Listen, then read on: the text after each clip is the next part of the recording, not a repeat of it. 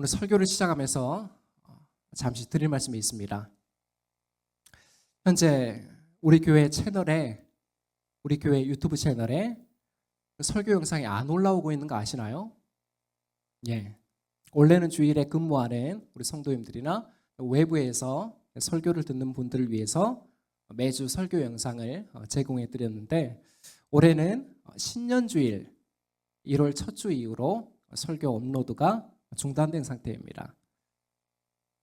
궁금해하실 이유부터 말씀드리면, 유튜브에 뭔가 문제가 생겼거나 아니면 검열에 막힌 게 아니라 채널 관리자인 제가 일부러 올리지 않았어요.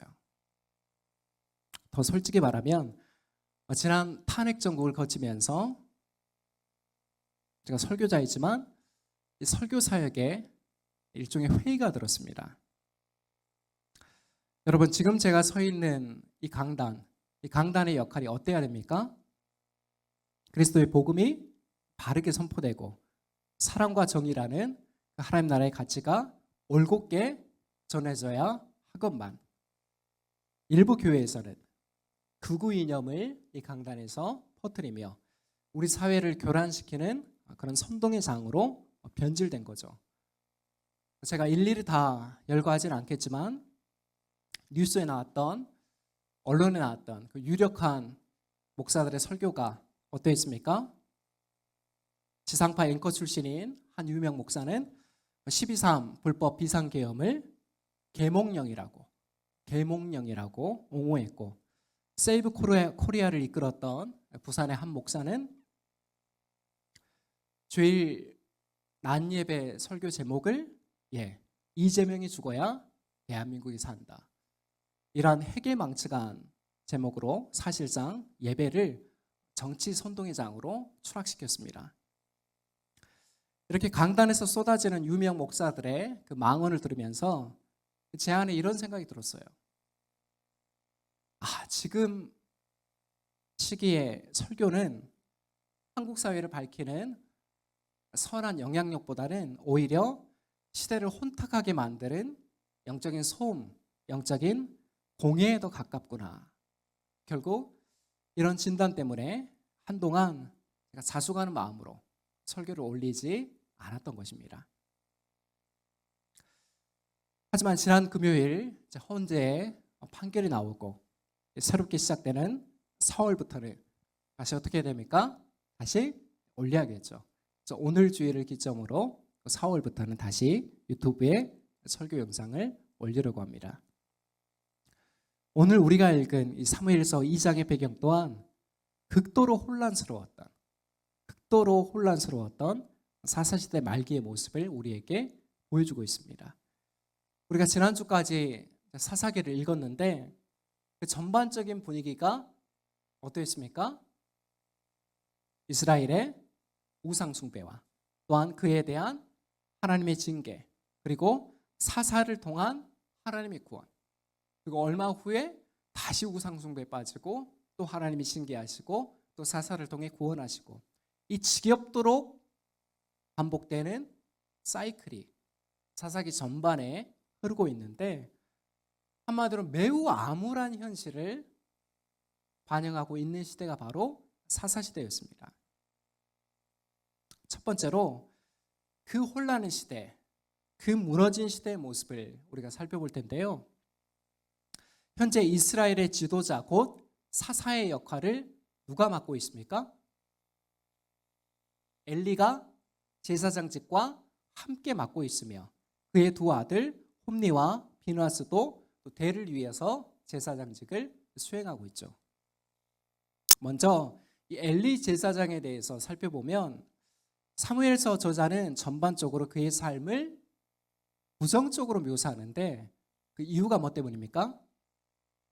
앞서 1장에 보면 성전에서 한나가 소리내지 않고 입술로만 중얼중얼 기도하는데, 그 모습을 본 엘리가 어떻게 반응해요?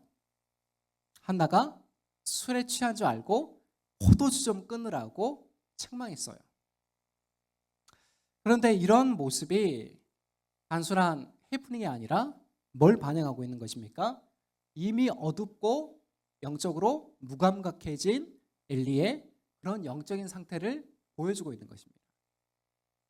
다음으로 이제 2장 12절부터 보면 엘리의 두 아들 홈니와 비느하스가 나오는데 이들이 제사장이잖아요. 이들은 그 죄질이 돌이킬 수 없을 만큼 매우 타락했음을 보여주고 있어요. 그들의 행태가 어땠습니까? 거룩한 성전의 제사를 멸시하고 또 성막에서 봉사하는 여인들과 잠자리를 갖는 등 대놓고 하나님을 무시하는 일을 서슴지 않았습니다. 근데 여러분 더 큰 문제가 뭐냐면 그에 대한 엘리의 방관적인 태도입니다. 엘리는 말로만 아들들을 책망했고 그 어떤 징계나 조치를 취했을까요? 안 했습니다. 말로만 책망하고 어떤 징계나 조치도 취하지 않았습니다. 결국 엘리의 가문은 세대 교체에 실패하며 무섭게 몰락의 길을 걷게 되죠. 그렇다면 엘리 시대와 오늘 우리 현실은 얼마나 차이가 있을까요? 몇천 년의 역사적인 갭이 있지만 별로 차이가 없어요. 매우 슬프지만 현재 한국 사회, 한국 교회 또한 심각한 이념적 그리고 종교적인 혼란 가운데 놓여 있습니다. 전국에 비가 내렸던 어제 오후도 서울 광화문 광장에는 헌법재판소의 결정에 불복하는 사람들이 모였습니다. 그들은 우중 속에도 우비를 입고 사기 탄핵, 조기 대선 무효, 반국가 세력을 척결한다 등의 팻말을 들고 시위에 나섰는데 이 대목에서 참 가슴 아픈 현실이 뭡니까? 이들 대부분이 일명 태극기 부대라고 불리는 보수 기독교인들이기 때문입니다. 거의 대부분이 보수 기독교인 출신입니다. 제가 개인적으로 정광훈이나 손연보 목사 같은 사람들을 용인할 수 없는, 도무지 용인할 수 없는 이유가 뭔지 아세요? 나라를 걱정하고 그 자녀들을 위해서, 그 다음 세대를 위해서 기도하던 그 교인들을 무섭게 세뇌시켜서 그 광장의 최전선으로 밀어놓고 증오로 가득 찬 투사들로 만들어 놓았기 때문입니다. 그렇게 주일마다 인자한 미소로 교인들을 대하고 그렇게 밤낮으로 헌신했던 그 순수한 교인들을 그들의 입에서 빨갱이는 죽여도 된다, 이런 무서운 말들이 그냥 나오도록 만든 것들이 누구라고요? 지금 언론에 나오는 그 선동하는 목사들이에요. 낮은 자세로 예수를 따르며 세상을 섬기는 제자가 아니라 극단적 이데올로기에 노예를 삼은 그들의 만행은, 그 목사들의 만행은 반드시 대가를 치르게 될 것입니다. 사랑하는 여러분, 교회를 중심으로 한 이 혼란과 갈등이 언제 봉합될지는 우리가 알 수 없습니다. 여전히 진행 중이에요. 다만 분명한 게 뭐냐면 교회의 권위가 무너져 내리는 이 시대에도 하나님은 어떠십니까? 하나님은 변함없이 일하십니다. 그렇게 우리의 관심은 어떻게 하면 저와 여러분이 그 주님의 손에 붙들린 거룩한 도구가 될 수 있을까? 이 제목을 놓고 기도하면서 오늘도 주님이 가신 그 길을 뒤따라가는 제자의 길을 걸어가기를 주저하지 않는 것입니다. 그 복된 걸음 위에 오늘 또 성령께서 새 힘과 지혜 그리고 능력을 부어주시기를 소망합니다. 두 번째로 살펴볼 내용은 한 여인의 기도입니다. 사무엘상 1장에 보면 이제 한나의 스토리가 먼저 나오잖아요. 구체적인 사연이 어떻습니까? 원래 한나는 아이를 갖지 못하는 불임의 아픔을 갖고 있었지만 하나님께 매달리며 믿음으로 간구한 결과 어떻게 돼요? 기적적으로 아이를 갖게 되죠. 그리고 아들을 주시면 하나님께 바치겠다는 그 서원을 이행하기 위해서 어린 사무엘이 엄마 젖을 떼고 나자 그 어린 사무엘을 성전에 의탁하고 그 후에 드린 기도가 오늘 본문의 내용인데, 우리 1절에서 3절 말씀 다시 한번 읽도록 하겠습니다. 시작. 한나가 기도로 아뢰었다. 주님께서 나의 마음에 기쁨을 가득 채워주셨습니다. 이제 나는 주님 앞에서 얼굴을 들 수 있습니다. 원수들 앞에서도 자랑스럽습니다. 주님께서 나를 구하셨으므로 내 기쁨이 큽니다. 주님과 같으신 분은 없습니다. 주님처럼 거룩하신 분은 없습니다. 우리 하나님 같은 반석은 없습니다. 너희는 교만한 말을 늘어놓지 말아라. 오만한 말을 입 밖에 내지 말아라.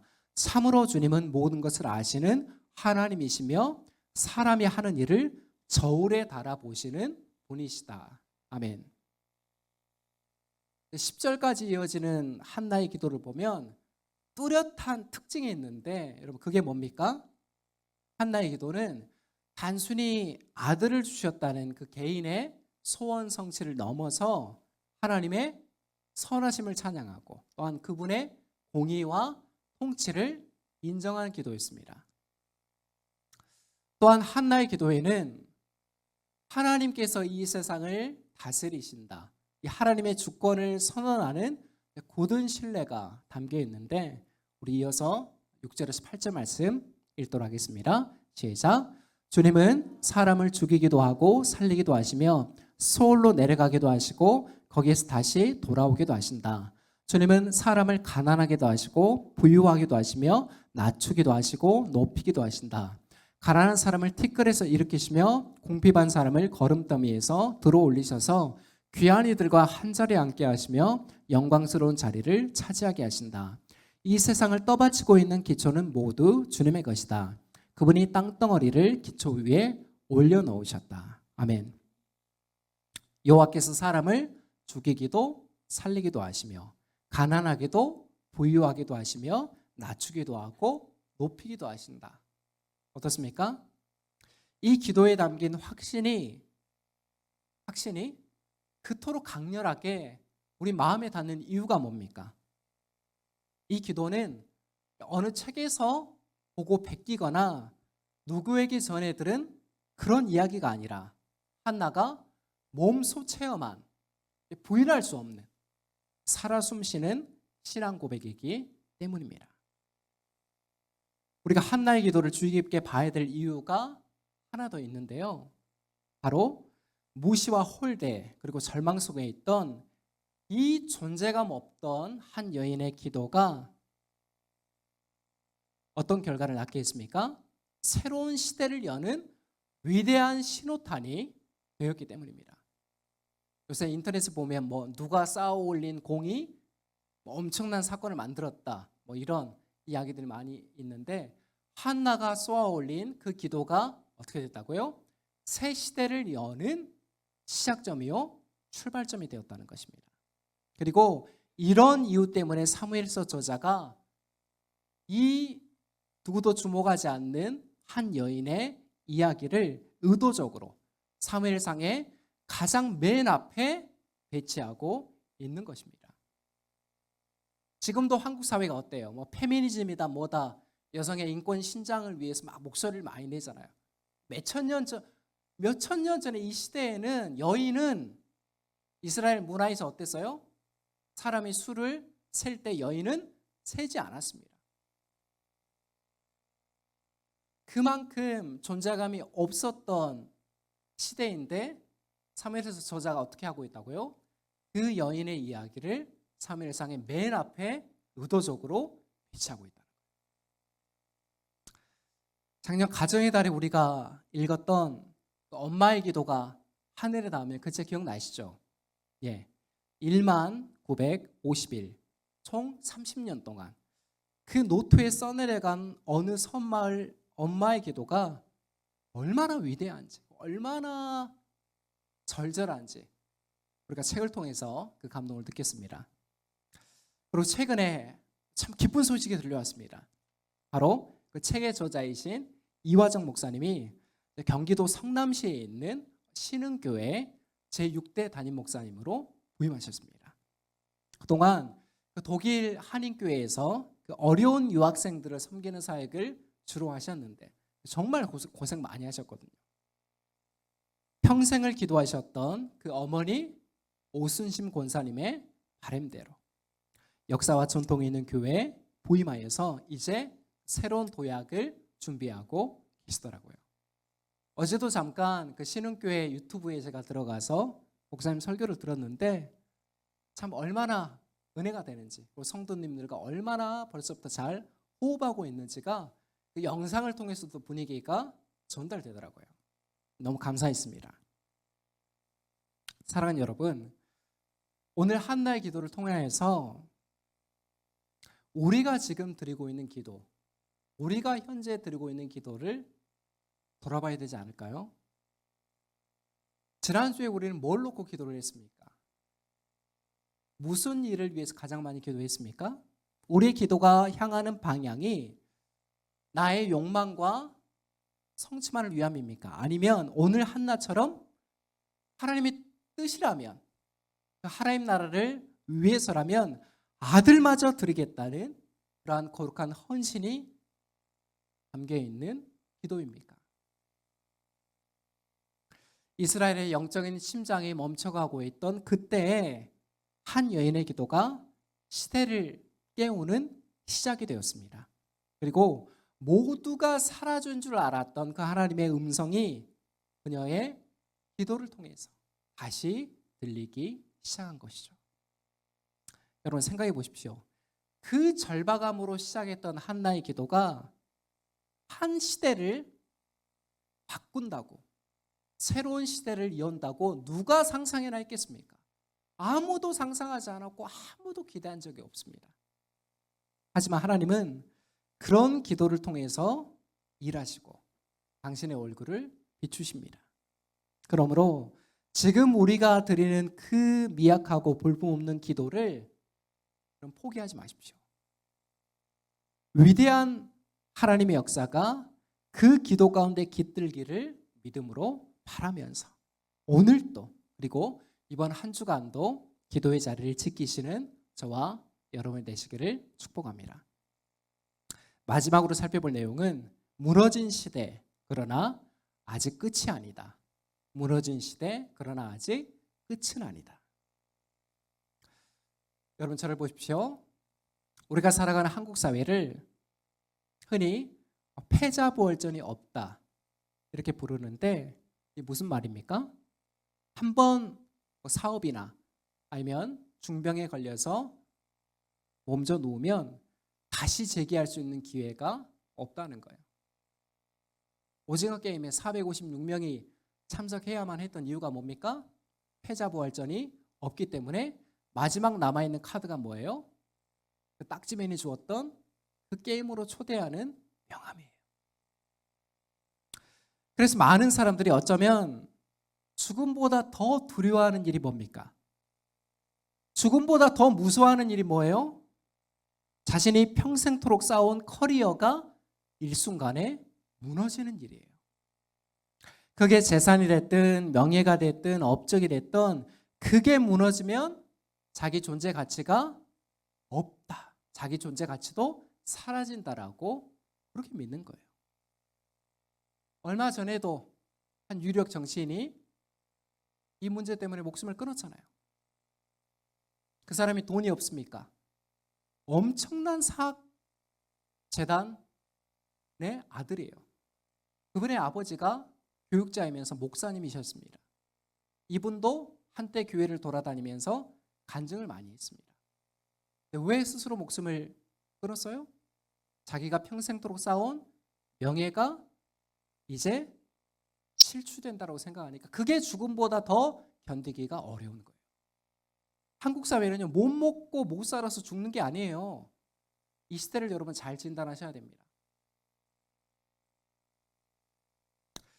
그럼에도 우리가 잊지 말아야 되는 사실은 제 아무리 우리가 쌓은 커리어가 하루아침에 무너진다 한들 그리스도인에게는, 성도에게는 아직 소망이 남아 있습니다. 왜냐하면 우리 하나님은요, 항상 무너진 그 자리 위에서 다시 새로운 인물을 그리고 새로운 역사를 세워가시는 분이기 때문이에요. 어떻다고요? 무너진 자리를 교회 밖에서는 아무도 기억해 주지 않습니다. 거기에 다시 찾아가지도 않아요. 끈 떨어지고 줄 떨어지면 주위에 그렇게 아첨하던 사람들도 어때요? 다 떠나갑니다. 하지만 하나님은 어떻다고요? 그 무너진 자리 위에서 새 인물을 세우시고 새 역사를 시작하신다는 거예요. 그게 하나님의 역사입니다. 이제 3장부터 등장하는 사무엘이 그 분명한 증거잖아요. 비록 엘리의 가문이 몰락하면서 한 시대는 저물었지만 이때부터 나타난 변화가 뭡니까? 그동안 들리지 않았던 그 하나님의 말씀이 사무엘을 통해서 다시 들려오기 시작한 것이죠. 3장 1절, 사무엘서 3장 1절에 보면 뭐라고 나와 있어요? 어린 사무엘이 성전에서 하나님을 수종드고 있는 동안 여호와의 환상이 임하지 않았다. 엘리의 가문이 그 모양이니까 하나님께서 주시는 환상이나 말씀이 주어지지 않았던 시대라는 거예요. 하지만 어린 사무엘의 등장과 함께 그의 준비와 함께 뭐가 다시 들리기 시작했다고요? 하나님의 음성이, 여호와의 환상이 다시 들리기 시작했다. 완전히 역사관이 다른 거예요. 세상의 역사는 누가 주도해요? 힘이 주도하고 자본이 주도하고 권력이 주도합니다. 하나님의 역사는요, 볼품없는 미약한 사람이라 할지라도 하나님의 손에 붙들리면 하나님이 그 사람을 통하여서 새 시대를 시작해 나가시는 거예요.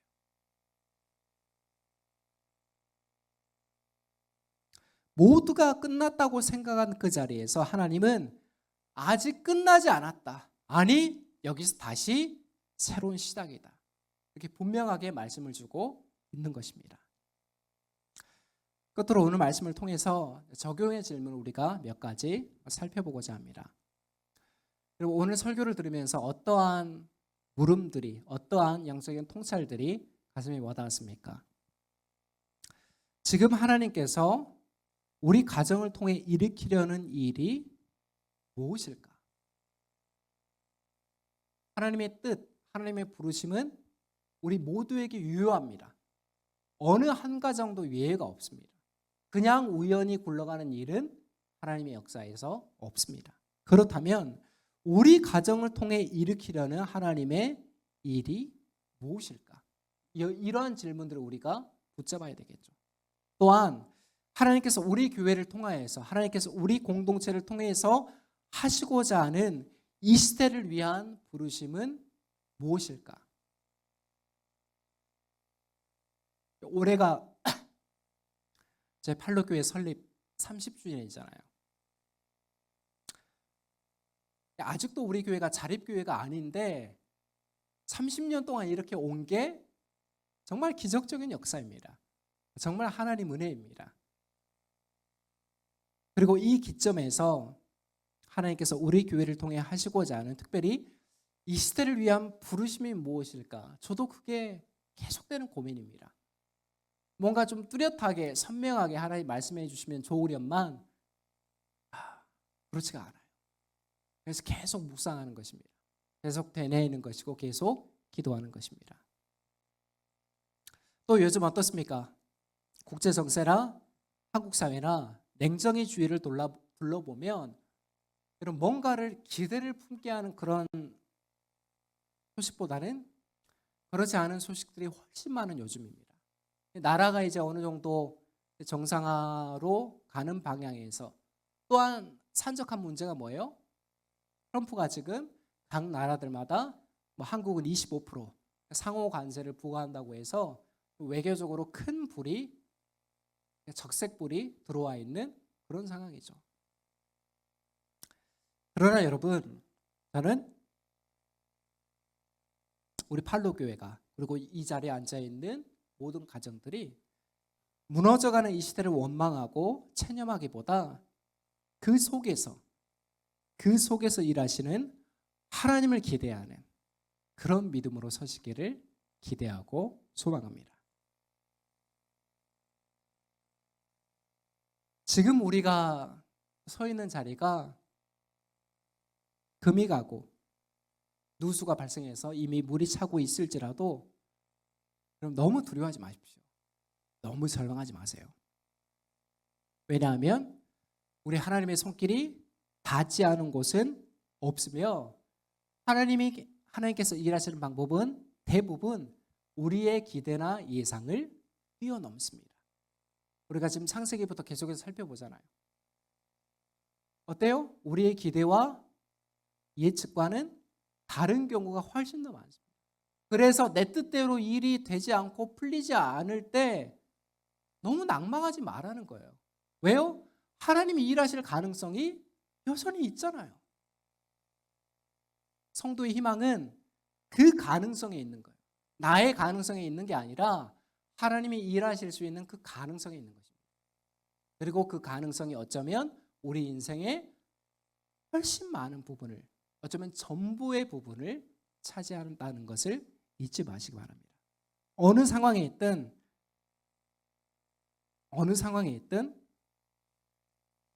기억하십시오. 믿음의 기도가 새로운 변화를 잉태케 하고 거룩한 헌신은 하나님의 손에 붙들리는 위대한 역사를 낳게 합니다. 다시 말씀드립니다. 어느 상황에 있던 믿음의 기도가 새로운 변화를 잉태케 하고 거룩한 헌신은 하나님의 손에 붙들리는 위대한 역사를 낳게 합니다.